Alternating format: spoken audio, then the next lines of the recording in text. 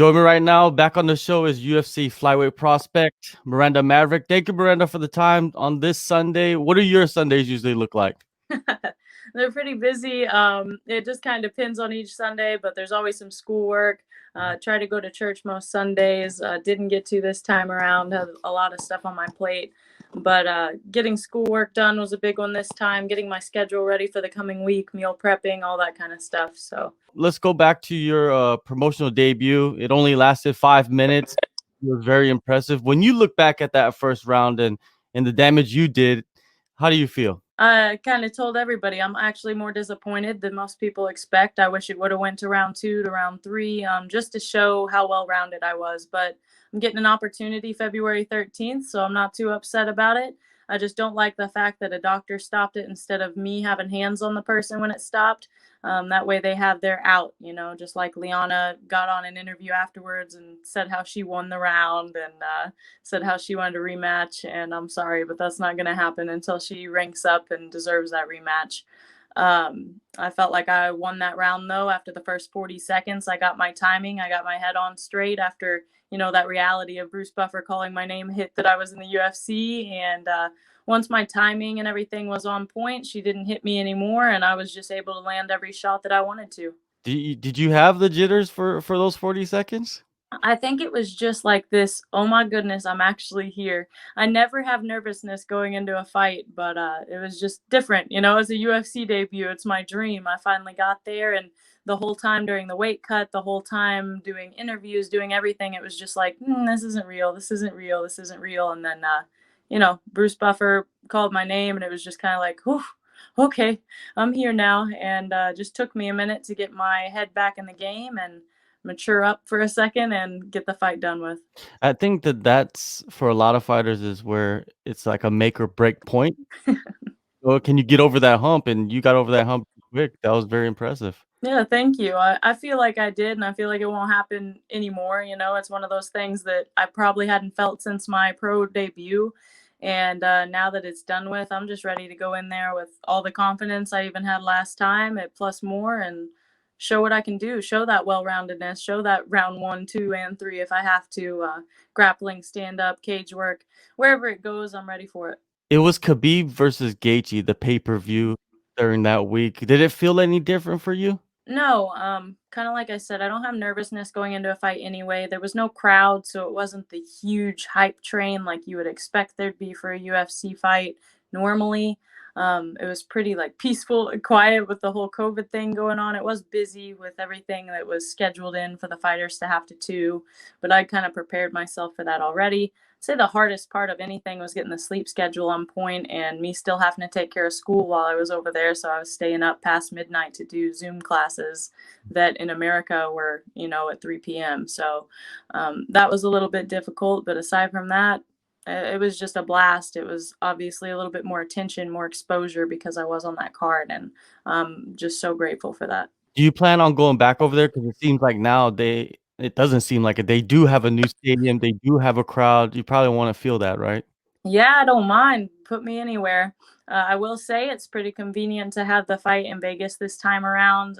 It's easier on family. It's easier on coaches to not only watch it, but to get there and stay there with me. 12 days to 14 days leaving your family and doing stuff, it can sometimes not be worth it. Slash, with all the COVID restrictions, makes it really hard for some people with other jobs. When you got home, were you focused on getting another fight immediately? Um, When you say focused, I of course contacted management, told them exactly when I'd like to fight. It was within the next month. I said I'd be ready, but then there were certain dates, and I have to be very cognizant of that I can't fight. Like I have finals in mid-December to late December, so there were about a 2-week period that I just could not take a fight, even if I wanted to, because I still had classes in person. I had finals to prepare for, and at the end of the day, I need to get my education done with. But aside from that, yeah, I said, early December I was ready to go, late November I was ready to go, and then back to early January I was ready. And of course, now I finally got that February 13th after having several short notice offers. I had a few girls not take them. There was only one that I was able to not take. And interestingly enough, that was supposed to be against Gillian Robertson when she fought Talia Santos. I had a proctored exam the same day that I would have had to go for a fight. So um, here it goes again, though. I got to run it back anyway. I was really excited about that. Yeah, when I spoke with her, she said that, you guys were matched up before and you guys finally got this together, so it was no surprise to her either. Now, it seems like you guys seen each other around the scene. That's what she said, like in the grappling world. Have you ever had any interactions with Gillian in the past? I've had interactions. We've never grappled with each other personally, but of course we've had some of the same opponents. And I've met her before. She's a very respectful girl. I like her. There's no loss of respect there. Of course, we're fighting, so once you get in the cage, it doesn't matter to me at all. But I met her when I went to Florida for a grappling tournament. Didn't get to compete against her. Neither one of us made it far enough within the tournament to do that. Unfortunately, it was like a no weight class, no belt class thing. I was a purple belt and I lost to a PFL 155 black belt Brazilian girl, and I was like, too bad. But I did meet Gillian. We took a picture together and everything. But then aside from that, my main connections with her are just Pearl and other girls that she's fought in the grappling world. The Pearl one was pretty great for me to watch because it kind of shows me the differences in our game and showed me kind of the ability she had as well. I feel like I just dominated Pearl on the ground, and she kind of did too. She's to be respected on the ground, to say the least. And I take that into account when I get ready for my fight and I prepare for it. But I also feel like there were some holes that she exposed, not only in those rounds against Pearl, but within all of her fights that very much so give me an advantage in this fight. Someone on the outside looking in, and they look at this Mhm. matchup and look at your guys' ground games and focus on that more than anything. What is the difference between your guys' ground games from your perspective? Well, I've heard some people, and it's funny because they have the balls to say it on my feed and everything else. But they're like, "Well, she's a black belt. She's gonna beat you." I'm a brown belt. I'm a new brown belt in most people's eyes, but that doesn't mean anything. Not to take that away from the jujitsu world, but I have competed against multiple black belts in my life, and I've won nearly all of them. Uh, that is what it is. Of course, there's levels of competition, but it also depends on who your coaches are. It also depends on the time that you've put into the sport. And uh, for people looking in, I feel like I have the greater physicality from anyone's perspective. I don't care who you are, I'm the bigger, stronger opponent. Beyond skill, beyond fight IQ. But I think also the skill and fight IQ favor me as well. Um, that's me looking into it. But if I was an objective fighter, I'd look at who our opponents are. We both have very hard opponents. I've had UFC caliber girls in the past in Invicta, and the way that I'm able to finish fights, I think, is to be respected and to be considered when somebody walks into the cage with me. Definitely. Well, when you look at what you did in your last fight with your striking and it seems like you're rounding out your skill set, your prime, when do you see it happening? I don't think I'm anywhere near my prime. I feel like I'm so young right now, and that's a big thing too. I improve between every fight, and that's something else somebody can see looking in. I improve dramatically in between my fights, from the striking to the ground game to my mental game to what I look like physically.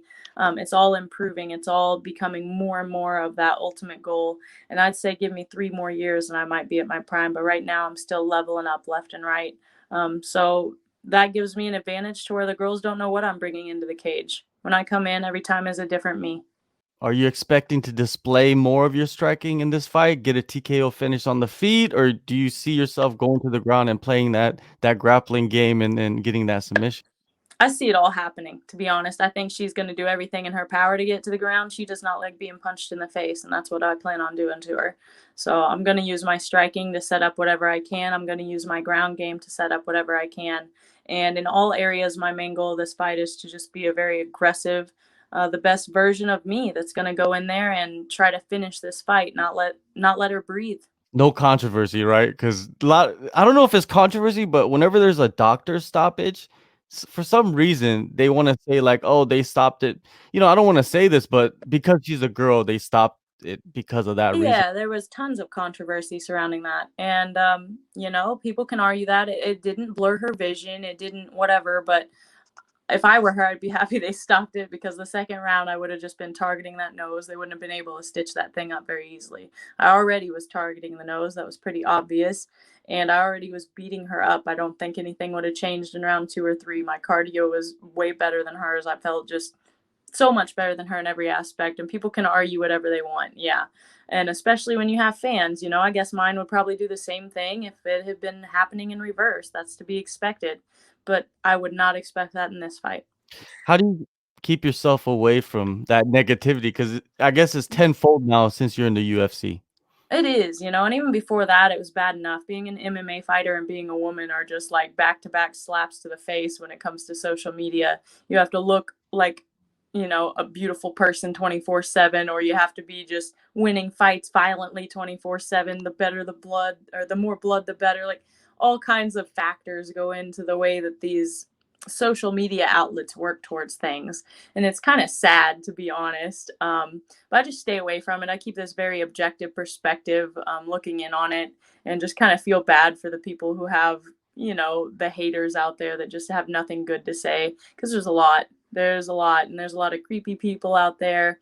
And you just gotta kind of balance out the good with the bad. I get way more positive things than I do negative things, but some things have definitely bothered me. But at the end of the day, I end up talking to my dad. I talk to a coach, talk to whoever, and it's over with. It's done. Great to have, a good support system. And Mhm. speaking of your father, last time I spoke, you said he's not going to be able to make the trip, but it's Las Vegas this time around. So he'll be there. It'll probably be a emotional fight week, right? Yes. Yep. He will definitely be there for the fight. He's super excited. He's already I like joking about it because he does fight diets with me. He like basically he doesn't do the full cut, but he diets for each fight. He jokes that it's because he's on TV, he wants to look good too. I'd say that's about 33% of it. The rest is mainly just kind of his what do you call it? I can't remember the word for it, but like his symbolic mutuality with me. He's trying to support me by doing that. Now, for your outlook in on the flyweight division, what do you see yourself? Where do you see yourself? How do you see yourself rising up the ranks? Is it something that you just don't even think about, and you just think about the next fight and then Oh, the next I fight, or what is it? I absolutely think about it. If somebody Mhm. doesn't think about it, what are you even doing in the UFC? Get out. Get out if you don't have a sense of competition. But I will say I try my best not to look past this fight, or any fight for that matter. But at the end of the day, my end goal is to become champion of the world. My end goal is to be the best version of me that I could ever become. And I'm nowhere close to that. We talked about my prime earlier. But watching the fights last night, uh, watching fights anytime with other flyweights just almost makes me mad that I'm not there already, because I'm Mhm. like, oh, I could beat them, or I just get so disappointed, I guess is the word. I'm a big fan of JoJo. I'm a big fan of Jessica I, but when I watched that fight, all I saw was holes in games that I'd be ready for, and potential new opponents for me to face after this fight. Yeah, it's And there's no within that, I don't want to seem super cocky or anything. Mhm. I understand that anything could happen at any time and things could be taken away. And I understand that in a fight, it's a fight. If you're both tough, then you make each other look like crap sometimes. But I'm also very confident in my own skill set and the improvement that I've shown over the last couple of years. Definitely. Well, a lot of people who know you, who's been following you since Invicta, they know the potential that you have. So I think a lot of people are excited to see what you can do this year. It could be a breakout year. Everybody's looking for that year. I think it's Yeah. possibly going to happen for you this year.